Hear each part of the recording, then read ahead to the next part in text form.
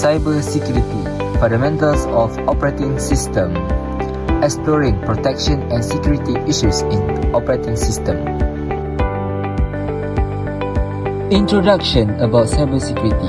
Cybersecurity is the practice of protecting digital systems, networks, and data from unauthorized access, attacks, and damage. As cyber threats like malware, phishing, and data breach grow more sophisticated, strong security measures are essential to safeguard personal information, business cooperation, and critical infrastructure. In today's interconnected world, cybersecurity is a cornerstone of trust and safety. Now, let's move to the key protection and security issues in operating system. So next is unauthorized access. Unauthorized access refers to situations where individuals or entities gain entry into systems or data without proper permission. This can happen due to weak passwords, unpatched software vulnerabilities, or through methods like social engineering, where attackers trick users into revealing sensitive information. Alright, now let's talk about the impact of unauthorized access. First is data breach.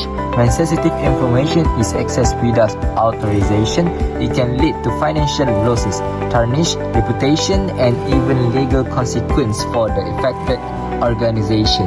So, next is the system of compromise. So, unauthorized individuals can alter, delete, or misuse the data, potentially undermining the integrity of the entire system. And the last one, the impact of this operational downtime. Essential services may be disrupted, causing the delays and inefficiencies in organizational process. So, next, example of unauthorized access in a real world. In 2021, Facebook experienced significant data breach that exposed personal information of over 500 million users.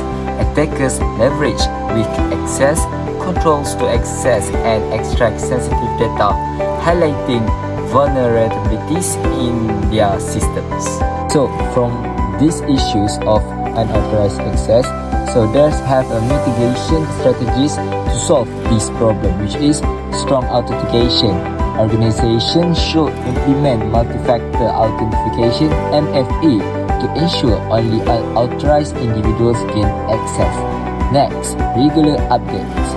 Frequent patching and updating of software can close potential security loopholes. And the last one, access control policies, which is enforcing policies based on the principle of least privilege ensures users have access only to what they need for their roles. So next is malware attack. What is malware attack? Malware, short for malicious software, refers to any intrusive software developed by cyber criminals, often called hackers, to steal data and damage or destroy computers and computer system. Example of common malware include viruses, worms, Trojan virus, spyware, adware, and ransomware. Recent malware attacks have infiltrated data in mass amounts. So next, I would like to explain about the impacts of malware attack. So the first one is data loss. Malware can delete or encrypt critical files. Second one, financial loss. Ransomware attacks often demand payment for data decryption. For example, is phishing attack, where they will trick user into revealing sensitive information or downloading malware. The last one is network disruption. So for example, is worms and virus that can spread rapidly and disrupting operation.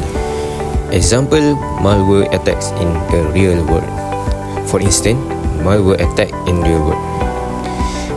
The WannaCry ransomware attack that happened in 2017 that affected hundreds of thousands of computers globally. It exploit vulnerabilities in the Windows OS, encrypting data and demanding payment. So next is mitigation strategies to prevent malware attack. First one is deploy reputable antivirus solution. So to protect against malware attacks, you should deploy antivirus solution like Bitdefender, Malwarebytes, or Avast, ensuring they are regularly updated to effectively detect and block malicious software on your system, and always keep your operation system updated as well. So the next one is educate users about phishing and safe browsing practice. By practicing this, people can avoid suspicious downloads, emails, or links. And the last one is maintaining regular backups to recover from attacks. This is to ensure the protection of the website or digital landscape. Moving on, I will explain to you guys an important topic in computer security, which is buffer overflow. And now you might be wondering, what is a buffer overflow? Well, a buffer overflow happens when a program writes more data to a buffer than it can handle. This can override adjacent memory, which is risky because attackers can exploit it to execute arbitrary code. In simpler terms, imagine trying to pour a liter of water into a half-liter bottle. It overflows, and the excess water spills everywhere. In computers, this overflow can be catastrophic. Now that we understand the definition of a buffer overflow, you guys might be wondering, what are the risks of it? Well, buffer overflows can lead to serious consequences, so let's explore their impact with simple everyday examples. The first impact is system crashes. When the overflow occurs, it can disrupt the program's memory and cause a system crash. The program may stop functioning properly, leading to instability. Example, imagine you are pouring water into a glass, but you keep pouring even after the glass is full. The overflow creates a mess, just like how a buffer overflow can cause a system to stop working or crash unexpectedly. The second impact is code execution. More concerning, buffer overflows can enable attackers to execute malicious code. By controlling the data in the buffer, they can redirect program execution to their own code, which may allow them to take full control of the system. Now, picture someone slipping a fake instruction into a stack of orders for a restaurant. Instead of serving real customers, the staff unknowingly prepares food based on the fake order. In a similar way, attackers can use buffer overflows to insert malicious instructions, tricking the system into doing harmful tasks. The third impact is data corruption. Buffer overflows can also lead to data corruption. Overwritten memory might include critical program data, leading to loss or corruption of sensitive information. Think about a crowded bookshelves where someone forcefully adds a new book, pushing the other books off or damaging them. Similarly, buffer overflows can overwrite important information in a system, leading to corrupted or lost data. Let's consider a real-world example to see how dangerous buffer overflows can be. The Morris worm, released in 1988, exploited a buffer overflow vulnerability in Unix systems. The worm was able to spread to thousands of machines, causing significant disruption by consuming network resources and crashing systems. This incident is a reminder of how powerful and damaging buffer overflow vulnerabilities can be when exploited by attackers. So, you guys might be wondering, how can we protect ourselves from buffer overflows? To prevent it, here are some effective mitigation strategies and simple real-world examples. The first strategy is input validation. Ensure that all input data is validated. By checking the length of input before it's written to a buffer, we can prevent excessive data from overwriting memory. Imagine you are filling out a form that asks for your name. The field allows a maximum of 20 characters. The system should check that your input doesn't exceed this limit. For instance, if you type 30 characters, the form should either show an error message or automatically trim the extra characters. The second strategy is safe programming practices. Consider using languages that have built-in protection such as Java or Python. These languages automatically handle memory management, which reduces the risk of buffer overflows. Also, use tools or systems designed to handle memory safely. For example, some modern document editors automatically save your work in a way that prevents data loss even if there's an error. Similarly, using platforms or systems known for robust error handling helps reduce risk. The third strategy is security tools. Use runtime protection tools to detect and mitigate overflows. These tools can monitor the program's execution in real time, identifying suspicious behavior and blocking potential attacks. For example, think of it as installing a fire alarm in your house. It detects smoke and prevents a fire from spreading.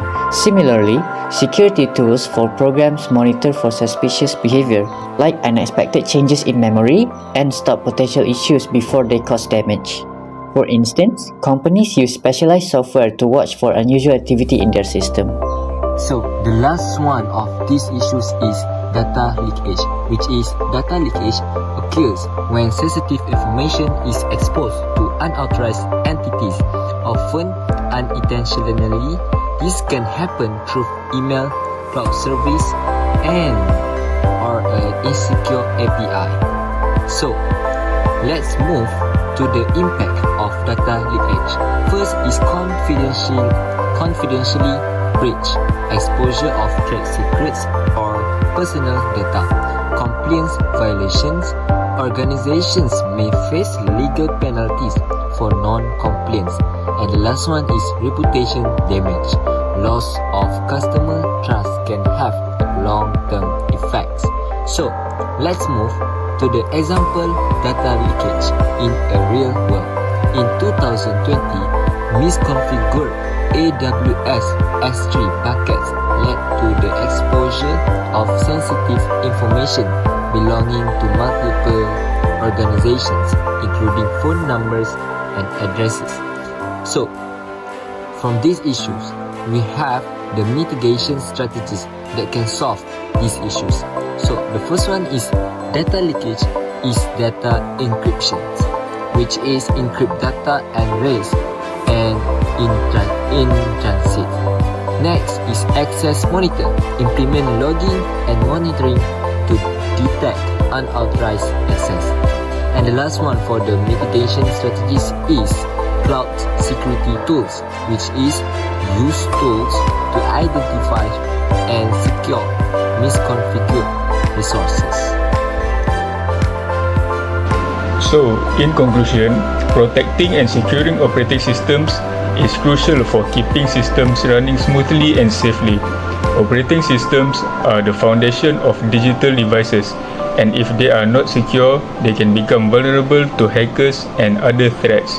These vulnerabilities can compromise not just one system, but the entire networks, which can lead to major data breaches, system crashes, and loss of trust. To protect systems effectively, organizations need to take several key steps. First, using strong authentication methods. This ensures that only the right people can access important systems. Regular updates and patches are vital because they fix unknown weaknesses that could be exploited. Input validation also helps by preventing harmful data from entering the systems.